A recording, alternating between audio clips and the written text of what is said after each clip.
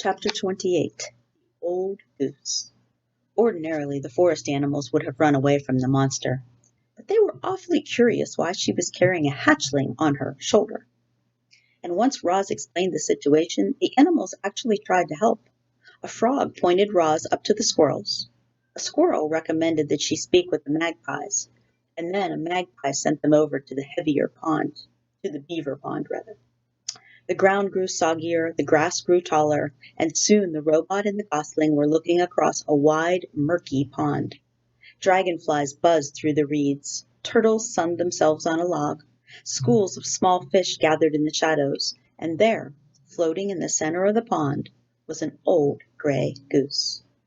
"A very good morning to you," the robot's friendly voice boomed over the water. "I have an adorable little gosling with me." The goose just stared. "I am in great need of your assistance," said Roz. "Actually, the gosling is in need of your assistance." The goose didn't move. "Food," peeped the gosling. "Food, food." That tiny voice was more than the old goose could bear, and she began gliding across the pond and squawking to the robot. "What are you doing with that hungry hatchling? Where are his parents?" "There was a terrible accident," said Roz. "It was my fault. This gosling is the only survivor."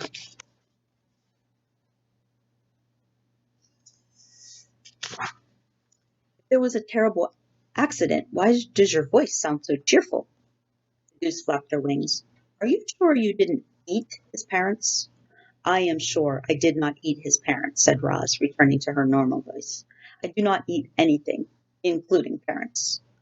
The goose squinted at the robot. Then she said, "Do you know who his parents were?" "I do not know." "Well, they must have belonged to one of the other flocks on the island, because nobody in my flock is missing." "Will you take the gosling?"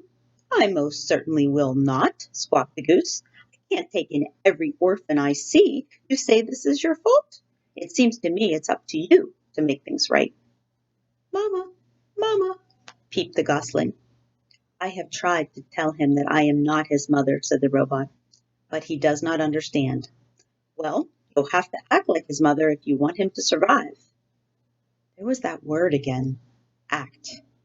Very slowly, the robot was learning to act friendly. Maybe she could learn to act motherly as well. "You do want him to survive, don't you?" said the goose.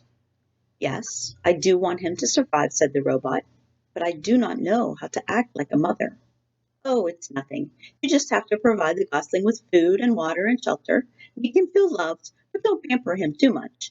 Keep him away from danger, and make sure he learns to walk and talk and swim and fly and get along with others and look after himself. And that's all there really is to motherhood."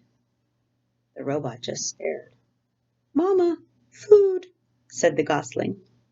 "Now would probably be a good time to feed your son," said the goose. "Yes, of course," said the robot. "What should I feed him?" "Give him some smashed up grass, and if a few insects get in there, all the better." Roz tore several blades of grass from the ground. She mashed them into a ball and then dropped the ball into the nest. The gosling shook his tail feathers and chewed his very first bites of food. "By the way, my name is Loudwing," said the goose. "Everyone already knows your name, Roz. But what's the gosling's name?" "I do not know." The robot looked at her adopted son. "What is your name, gosling?" "He can't name himself," squawked Loudwing. And then, with a loud burst of wing beats, the goose fluttered up from the pond and landed right on Roz's head. Water streamed down the robot's dusty body as Loudwing leaned over the nest. "Oh dear, he certainly is a tiny thing," said Loudwig. "He must be a runt. I'll warn you, Roz, runts usually don't last very long, and with you for a mother, it'll take a miracle for him to survive. I'm sorry, but it's the truth. However, the gosling still deserves a name. Let's see here. His bill is an unusually bright color. It's actually quite lovely. If I were his mother, I'd call him Brightbill. But you're his mother, so it's up to you." "His name will be Brightbill," said Roz, as the goose fluttered back to the water. "And we will live by this pond, where he can be around other geese. I will find us a sturdy tree nearby."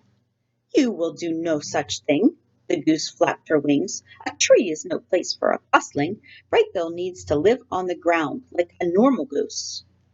Loudwing sized up the robot. I suppose you two will need a rather large home. You'd better speak with Mr. Beaver. He can build anything. He's a little gruff at times, but if you're extra friendly, I'm sure he'll help you out. And if he gives you trouble, remind him that he owes me